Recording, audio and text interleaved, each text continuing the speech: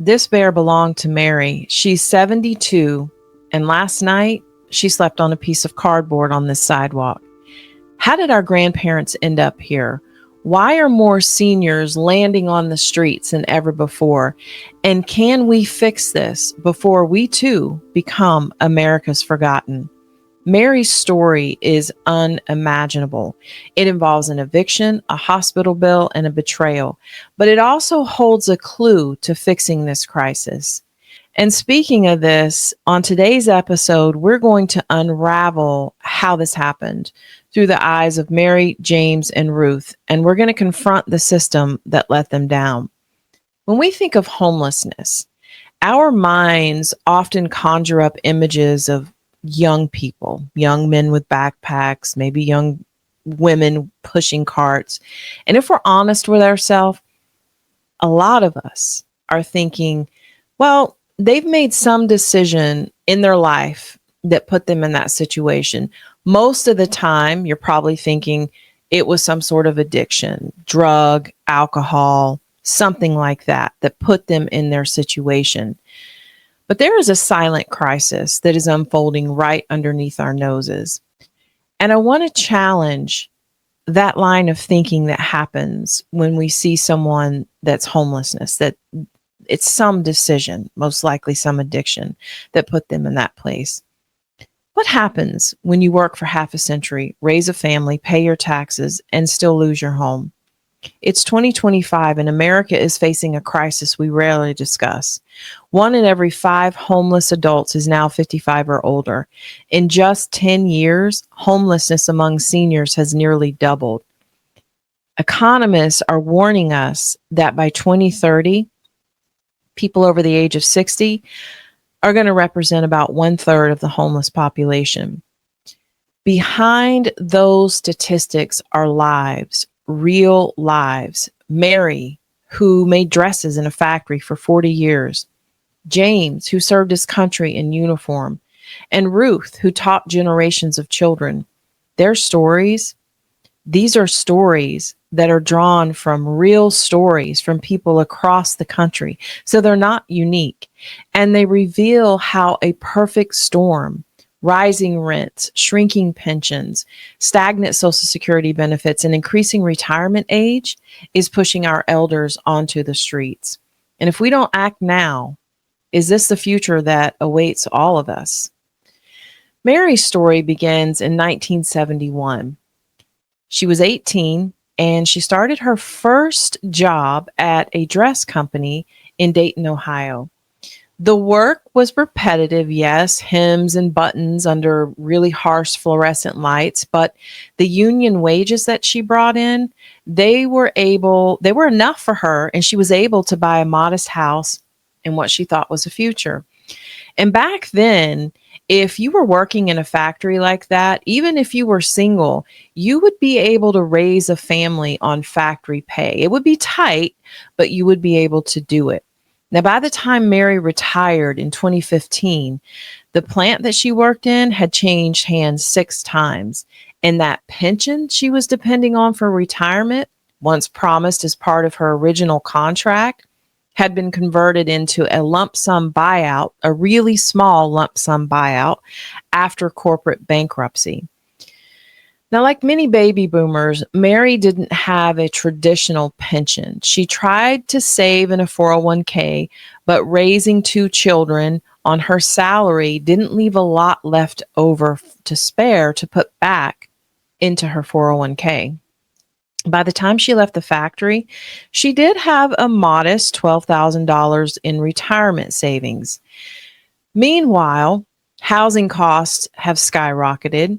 The national median asking rent for new leases has hit $1,790. That's $1,790 in 2025. That is a 30% jump in just 4 years.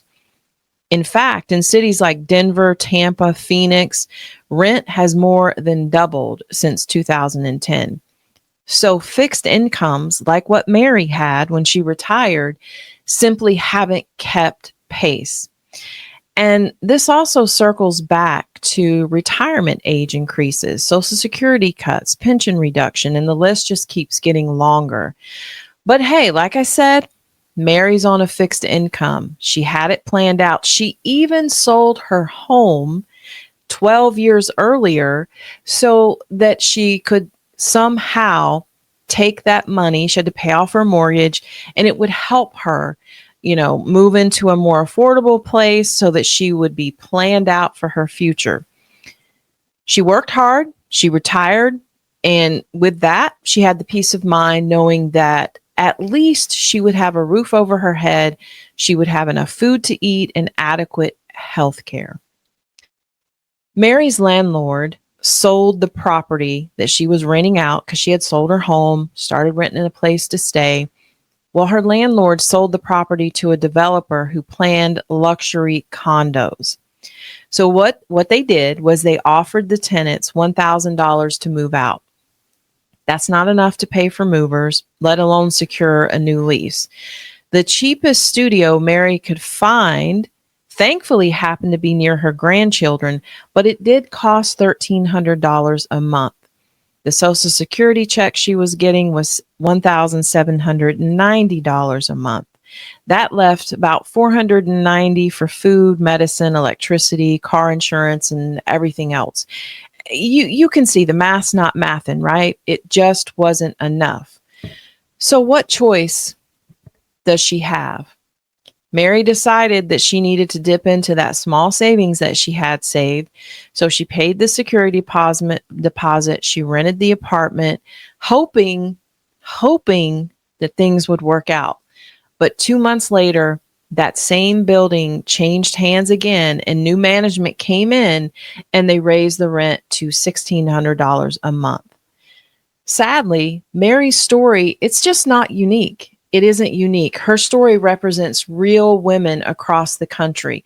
Women who have sewed clothes, women who have cleaned hotels, women who have driven buses, women who didn't have the luxury of $1,000,000 IRAs. They bought into the American dream that Social Security would carry them. But the average benefit of that $1,790 that Mary's been getting in 2025 barely covers rent in many cities. Throw in a medical crisis and homelessness becomes frighteningly close. So what did Mary do? Mary now sees the world through her windshield. She sees smiling couples, joggers with dogs, and they are oblivious to her situation. She moves her car from Walmart to a church parking lot to Target, different places around town to avoid being ticketed. And for 2 months, Mary lived invisibly. She used gas station bathrooms. She bought coffee at local diners so she could sit in warmth. She read library books about how to what she could do to help her. She went to soup kitchens. She went to every organization that she knew that could possibly help her. She was just trying to change her situation. And it all felt hopeless. It felt like she was reaching dead ends at every place she tried. She had let go of almost all of her possessions because most of it wouldn't fit in her car. And, she was living there. She only kept a few clothes, and she did keep that teddy bear.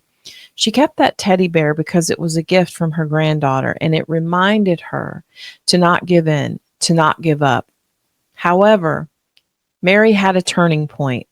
But before we reveal what that was, we need to understand James' path to homelessness because his story is a story of how bureaucracy and rising cost can intersect in devastating ways. James, he volunteered for Vietnam in 1969. He did return with shrapnel scars and tendonitis that just never went away. But he did marry, he worked in construction, and he raised 3 kids. When his back gave out in his 50s, he applied for veterans' disability benefits. The monthly stipend that he received helped him make ends meet until one day when a letter arrived from the VA. Now, under VA rules, veterans receiving disability compensation may be scheduled for what they call periodic compensation and pension exams. And what that does is verify the severity of their condition. If you miss a general medical appointment, it doesn't cut your benefits. It doesn't do anything necessarily. But when you miss one of these mandatory C&P, compensation and pension exams, without a valid reason or one they consider valid, that can lead the VA to make a decision, what they call as is, and that often results in a reduced rating or no disability at all. So after reading the letter, James circles the date on his calendar. But that week, his cousin passed away in another state. This was also the week that he had the appointment with the VA. He packed up his things. He tried to get a hold of the VA before he left, tried to call him. He spent hours on hold, and eventually he hung up because he had to get to the funeral. And once he got there, he tried to call them again. Same situation. If you've never tried to call the VA in some states, it can literally be like this. And then he got distracted with the events around the funeral and grieving and family, and he never made that call back until he got back home. So James missed the exam. And when he finally was able to call to reschedule, he ran into the same thing, and he never reached a representative. He forgot about it, and weeks later, he received another letter from the VA, and his rating had been reduced from 60% to 30% based on the as-is existing evidence. This cut his monthly compensation by several $100s. He appealed, but the appeals process can take months or even years. And while he waited, his rent continued to rise. He was barely making it as is. His landlord raised his rent by $200, citing market conditions. So James dipped into his savings, then into his credit cards. He sold his tools, he sold his guitar, he sold whatever he could until he ran out of options. There was nothing else left that he could sell. And then he became behind on rent. Finally, after months of this, his landlord served an eviction notice. With no choice, James packed up his things, whatever he could fit into boxes and that would fit into the back of his pickup truck. He headed straight down to there's this clerk office where he lived, and he headed straight down there to see what kind of assistance he could get. He waited in a really long line to ask for anything that would help him. He is told that there is emergency housing, but that list is 8 months long, and he can only get on that list if he qualifies, and that's a totally different process. And so, forced with no other options, James asked for help from his adult children, but they were barely managing their own mortgages and student loans, etc. It's you've seen the economy. And that first night, James had to sleep in his truck in a church parking lot. And he went back and forth to different places. And there were several mornings when he would wake up, specifically in that church parking lot. He recalled waking up and an officer was knocking on his window. This was a code enforcement officer issuing him a citation for sleeping in his vehicle. Now, that citation is going to cost him money that he doesn't have. Eventually, James was able to connect with a veterans nonprofit. This veterans nonprofit was able to help him file a good cause statement explaining why he missed the C&P exam. And they were also able to help him get his rating reinstated. But by then, he owed over $6,000 in back rent and on top of the late fees that they tack on to that. He did apply for rental assistance, but funds had been exhausted in his state by mid-year due to high demand. So this is not just James's story. It seems to be, it is so many people's story. And without a guarantee to landlords, he remained homeless. Now, James' story really illustrates how even a slight disruption, a missed exam, a delayed appeal can tip someone over the edge when everything else is stacked against them. Rising rents, medical copays, utilities increasing faster than inflation, and the reality that labor markets don't accommodate aging bodies. But even in the darkest times, sometimes a community can step up. And for James, help came from a chance encounter that he had at a downtown soup kitchen. But first, let's look at Ruth's story, and dive deeper into the structural issues that turned a retired teacher into a nomad. Ruth spent 3.5 decades in front of blackboards and whiteboards teaching multiplication tables and quadratic equations. She coached the chess team, chaperoned field trips, and retired with hundreds of thank you notes. Her pension amounted to $2,200 a month when she retired in 2016. Now, that's enough to live modestly in her small town. And she had prepared for this. She understood how to manage tight funds. She had been a teacher her whole career, after all. And if you haven't gotten the memo, they don't pay teachers. They simply don't pay them enough. Most have a side hustle. Most of them have to work other jobs. But nonetheless, she had her pension. She planned it all out. Then everything changed. Inflation accelerated. Property taxes spiked, and she had to sell her home, enough to pay off her mortgage and a little left over. And she had decided to move into a building, but she thought, you know what? Things are going to be okay. I've downsized. I'm going to be able to have a nice retirement. It's still going to work out. So she pivoted. However, the apartment building she lived in for 12 years, because she had made that decision 12 years earlier, was sold to an investment firm that announced a renovation, a common tactic to displace existing tenants and raise rents. Tenants were offered $2,500 to leave. Ruth had no idea where she was going to go. She went down. She tried to get help. She didn't qualify for subsidized housing because her pension was just slightly higher than, and it exceeded the income limit. So what did she do? She took the money that she had saved from selling her house and over the years as a teacher, and she bought a 20-year-old motorhome with her savings. And at first, she said, you know what? This seems like freedom.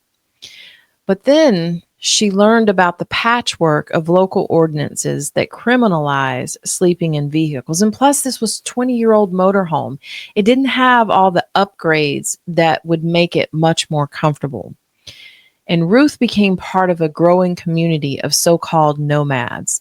That's older adults living in cars and RVs, not by choice, but forced to live in that situation. And in 2025, an estimated 78,000 people over 55 live in vehicles across the United States.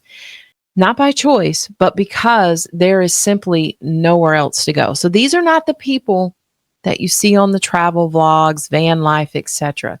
This is a completely different story. Another pressure looming over Ruth's generation is the rising retirement age. For workers born after 1960, full Social Security benefits kick in at 67, not 65, and there are proposals in Congress to raise it to 68, maybe even 69, effectively cutting benefits, making retirement less attainable, especially for those who do physically demanding jobs. Even with the cost of living adjustments, what they call COLA, Social Security benefits lost about a third of their purchasing power between 2000 and 2025 because inflation rose faster than the COLA increases. I highly suggest watching the episode I did on too young to retire, too old to hire, because I really go deep into what's going on there. It is a real problem. And Ruth soon discovers that living in her RV, a vehicle, she didn't have a modern, updated one.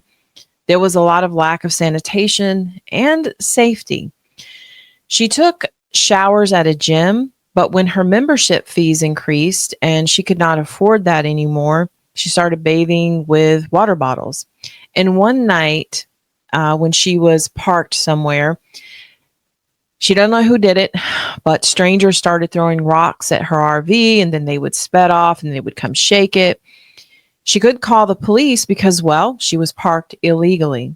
If you don't know this, but it does cost to park in camping areas. And so if you're on a fixed income and you're trying to save money, that's not always a possibility.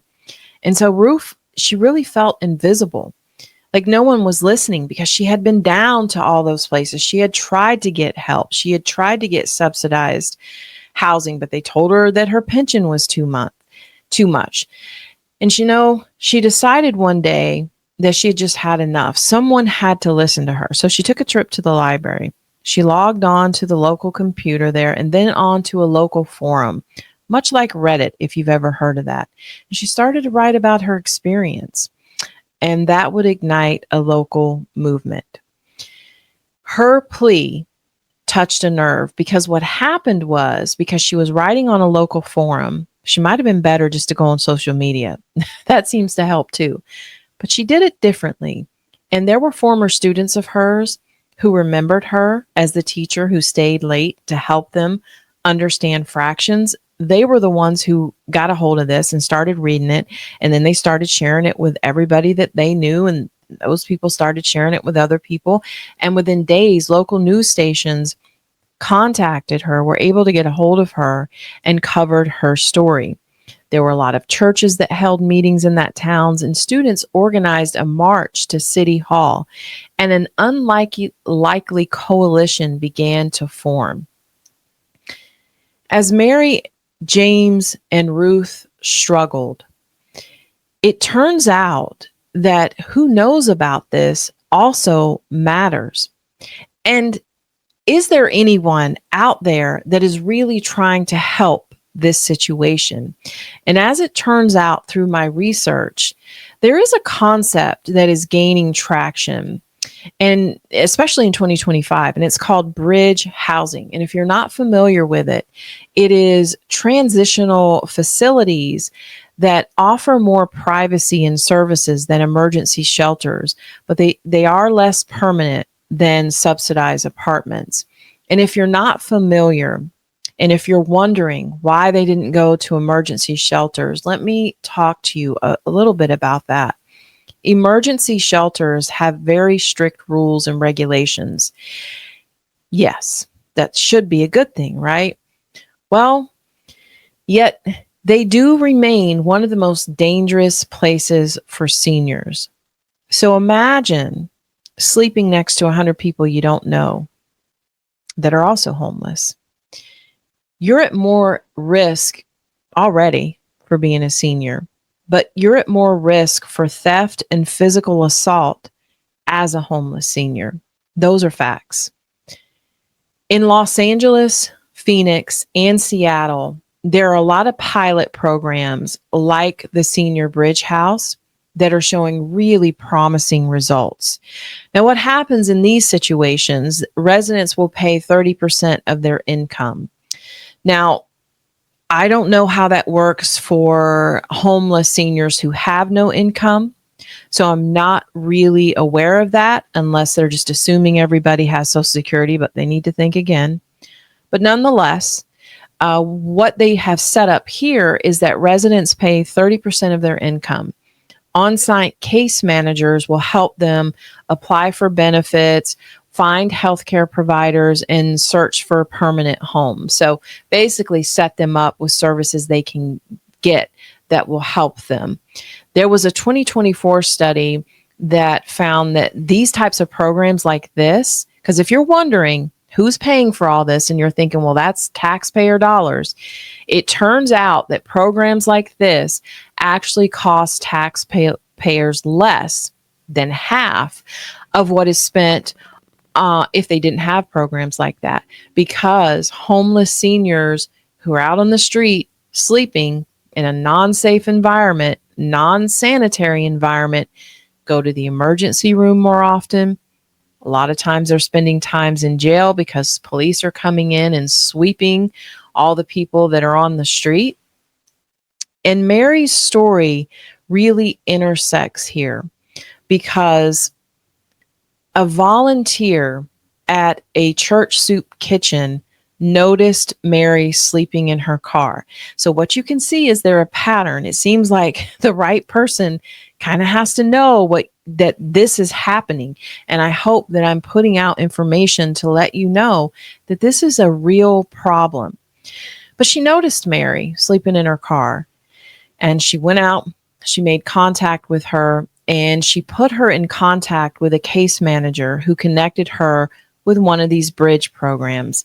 And for the first time in months, Mary was able to sleep in a bed. She was able to see a doctor for her hip problem. And she was also able to start repaying her medical debt through a hospital financial assistant program that she was put in touch with. Now, James, after months of living in his truck, met a volunteer from a veterans advocacy, as it so happens, organization at a holiday meal that he attended at a soup kitchen. And so what they did for him, they were able to negotiate with his landlord the ability to waive late fees, to cut some of those back rent that he owed. And he would have been able to actually move back into his apartment because remember, he's getting some money coming in.